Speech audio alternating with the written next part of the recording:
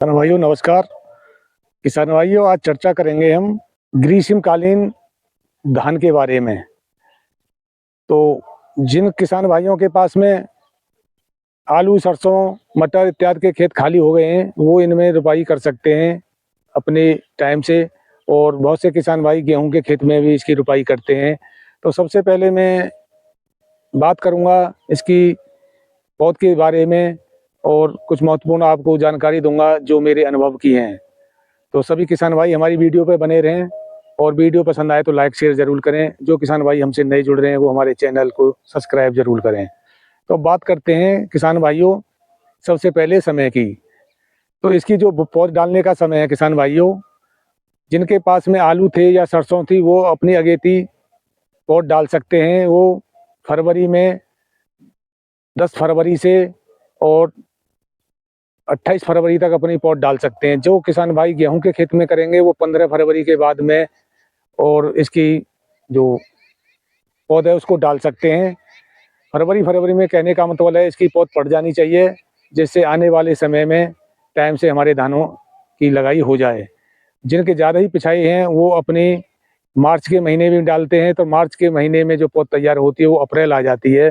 तो इसलिए जो किसान भाई गेहूं के खेत में लगाना चाहते हैं वो मार्च के महीने में शुरू में ही अपनी पौध डाल दें और समय से अपने धान लगा लें। तो इसके लिए मैं सबसे पहले बात करूंगा जो हमको बीज का चुनाव करना है वो कैसे करना है।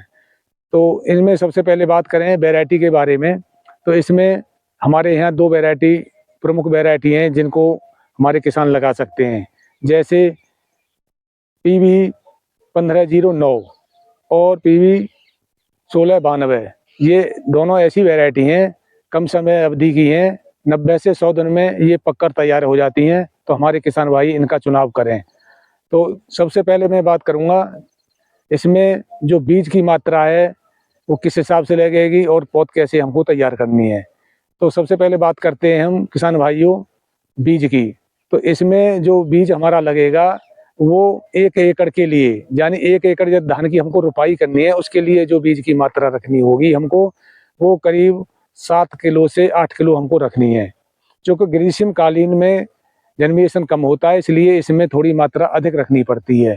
तो 7 से 8 किलो बीज की जो पौध है वो 1 एकड़ खेत के लिए तैयार हो जाती है। तो सबसे पहले हम बात करें अब इसके लिए बीज का, जो बीज है उसका शोधीकरण जरूर करें। तो शोधीकरण के लिए कोई फंगीसाइड दवा ऐसी लें, बहुत सी दवाएं हैं मार्केट में, उससे अपना शोधीकरण करें। जैसे कार्बोडाइजिम है, मैनकोजिम है। इनकी जो 2 ग्राम प्रति किलो के हिसाब से अनुपात से इसका बीज में उसका पानी में घोल बना में और उसमें पानी में इन धानों को डाल दें। तो हमारे किसान भाई इस प्रकार से इसका शोध करके एक ड्राम लें, ड्राम में इस दवा को डालें जितने भी धान डालने हैं उसके हिसाब से, और फिर उन धानों को उस ड्राम में 24 घंटे के लिए डाल दें। पानी में पानी भर के डाल दें और छोड़ दें 24 घंटे के लिए। 24 घंटे बाद हमारे किसान भाई उन धानों को निकालें और एक जूट की बोरी लें। जूट की बोरी में उन धानों को भर लें और भर के बांध के और किसी भूसे में गाड़ दें। भूसे में गाड़ने से ये फायदा होता है कि जो अंकुरण होता है वो जल्दी हो जाता है। और आप वैसे करोगे कहीं बाहर डाल के उसमें बोरी डाल के तो उसमें और टाइम लगता है। तो इसलिए किसान भाइयों के पास में भूसा होता है उसको भूसे को के अंदर गाड़ दें और चारों तरफ से भूसा कर दें। करीब 2 से 2.5 फुट उस पर भूसा रहना चाहिए हर समय। इस प्रकार देखें तो 24 घंटे के बाद उसमें अंकुरण हमारे मतलब अंकुरण होना स्टार्ट हो जाएंगे। उसके बाद में हमारे किसान भाई देख लें और अंकुरण स्टार्ट हो गए हों। ज़्यादा अंकुरण बड़े नहीं होने चाहिए, अंकुरण छोटे ही हों, जैसे उसका मुँह खुल जाना चाहिए। उसके बाद में उसको निकाल लें और उसके बाद में अपनी क्रिया तैयार करें। तो क्रिया ऐसी तैयार करें बढ़िया से, उसकी जुताई और रूटावेटर वगैरह से बढ़िया से करके, और ऐसे खेत में चुनाव करें जिसमें पानी का जो हमारी पौध बोई जाएगी उस क्रिया का पानी निकल जाए। वायुदेव पानी उसमें अधिक हो जाता है तो दूसरी तरफ निकल जाए। इस प्रकार से हमको जगह का चुनाव करना है। तो क्रिया की जो लंबाई चौड़ाई होगी वो 3 मीटर चौड़ी और 5 मीटर लंबी, हमारे इस हिसाब से हमारे किसान भाई क्रिया बनावे। ज़्यादा बड़ी क्रिया नहीं बनानी चाहिए, इस हिसाब से क्रिया बनावे। और इस क्रिया में जो बीज की मात्रा रहेगी वो करीब 5 किलो बीज एक क्रिया में डालें। एक क्रिया के लिए पर्याप्त 5 किलो बीज बहुत रहता है। इस हिसाब से क्रिया बना लें, जो भी जितने भी हमारे किसान भाइयों को धान लगाना है उस हिसाब से बना लें। पानी से पहले उसमें एक क्रिया में 2 से 2.5 किलो DAP जरूर छिड़क लें। उससे ऐसा होता है जो हमारे अंकुरण होते हैं उनमें आगे चल के ग्रोथ होती है और बढ़िया रहता है, अच्छी प्रोग्रेस करते हैं। तो उस पानी से पहले DAP को उस क्रिया में छिड़क लें और उस क्रिया में पानी भर लें।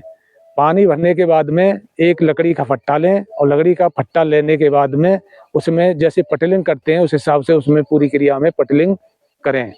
जितने बीच में हमको बोना है, धान की जो करनी है पौध तैयार, उसमें मतलब एक फट्टा लेके पूरे में पटलिंग टाइप से करना है और जिससे उसमें खाब उठ आए। जो खाब होती है उसके बाद में उसमें हमको धान का बीज छिड़कना है।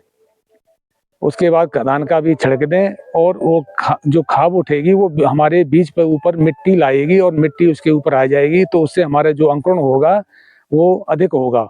बहुत से किसान भाई क्या करते हैं कि क्रिया बनाई और क्रिया में धान छिड़क दिए, उसके बाद पानी लगा दिया या पानी भर के छिड़क दिए ऐसे, तो उसमें उसके ऊपर मिट्टी नहीं आ पाती है और जो जनरेशन है वो बहुत कम होता है। इसलिए उसमें आटा जरूर लगाएं, एक तरह से पटलिंग टाइप से करें और उसके बाद ही बीज छिड़कें। इससे हमारे जो बीज का जो अंकुरण होगा वो अधिक मात्रा में होगा। तो इस बात का विशेष ध्यान रखें हमारे किसान भाई। इस प्रकार से हमारी बुवाई हो जाएगी। उसके बाद में किसान भाई एक बात का और विशेष ध्यान रखें कि एक पिन्नी लें, अपनी पौध के अनुसार एक पिन्नी ले आएं जितने भी एरिया में है और 4 से 5 दिन उस पिन्नी को उस पौध के ऊपर ढक दें, ऊपर से ढक दें, जिससे 2 फायदा होंगे। एक तो जो उसमें लगने वाले हमारी जो जानवर हैं जैसे चिड़िया हैं, तोता, कौवा इत्यादि वगैरह, गिलहरी वगैरह, वो उसको बीज को नहीं खाएंगे। और दूसरा ये है कि उसमें थोड़ी सी गर्मी बनेगी तो हमारे जो अंकुरण है वो थोड़े जल्दी से ऊपर को आएंगे और उसके बाद में 4 दिन 5 दिन के बाद में उसको हटा के रख दें। और एक विशेष ध्यान रखें हमारे किसान भाई, जो इसकी जो पौध डालें उस समय भी और आगे पानी दें उस समय भी। जो पानी का टाइम है या वो शाम को ही 3 बजे के बाद ही हमारे किसान भाई मतलब पौध में पानी लगाएं और पौध बो रहे हैं तो वो भी 3 बजे के बाद ही बोएं। गर्म टेम्परेचर में और अधिक टेम्परेचर होने पर इसको पानी न दें, नहीं तो हमारे जो अंकुरण हैं बहुत नाजुक होते हैं, वो उसमें मर जाएंगे गर्म पानी होके। इसलिए विशेष ध्यान रखना है, शाम के टाइम में पानी लगाएं और शाम के टाइम में ही पौधे को बोएं। और जैसे हमारे खेत की नमी है उसको पर्याप्त देखते हुए हमको पौध में पानी देते रहना है। दूसरे दिन, तीसरे दिन, जैसे भी हमारे खेत की नमी मांगे, इस हिसाब से 30 से 35 दिन में हमारी पौध तैयार हो जाएगी और उसके बाद हमारे किसान भाई इसकी रुपाई करवा सकते हैं। और इस टाइम का जो धान है वो बहुत अच्छी पैदावार देता है। वे धान करीब करीब 25 से 30 कुंटल एकड़ का होता है, तो हमारे किसान भाई इसको लगा सकते हैं, अधिक पैदावार ले सकते हैं। और आने वाले जो इसमें मार्केट रेट हैं वो भी अच्छे खासे मिलते हैं। तो इसलिए ये धान की एक ठोस फसल होती है जो हमारे किसान भाई कर सकते हैं। जिन किसान भाइयों के पास में पानी पर्याप्त है वो किसान भाई धान की खेती जरूर करें और अधिक पैदावार लें। एक विशेष ध्यान ये रखना है हमारे किसान भाइयों को, जो हमारी सरकार की गाइडलाइन है। कभी कभी ये सुनने में आता है कि सरकार कहती है कि गर्मी में धान नहीं लगाने चाहिए, तो जब सरकार मना करती है तो कोई किसान भाई धान नहीं लगाए, जब सरकार कहती है कि लगा सकते हैं तो हमारे किसान भाई इसको लगाएं। इस बात का विशेष ध्यान रखें और अधिक से अधिक उत्पादन लें। तो किसान भाइयों, ये हमारी वीडियो कैसी लगी? बढ़िया लगी होगी तो इस वीडियो को लाइक शेयर जरूर करें और हमारे चैनल को सब्सक्राइब जरूर करें। जो हमारे किसान भाई हमसे नए जुड़ रहे हैं वो हमारे चैनल को बेल आइकन घंटी को जरूर प्रेस करें और नेक्स्ट वीडियो आने वाली ऐसी प्रमुख जानकारी जैसे अपने अनुभव की हैं वो हम आपको साझा कर सकते हैं। तो सभी किसान भाइयों को राम राम।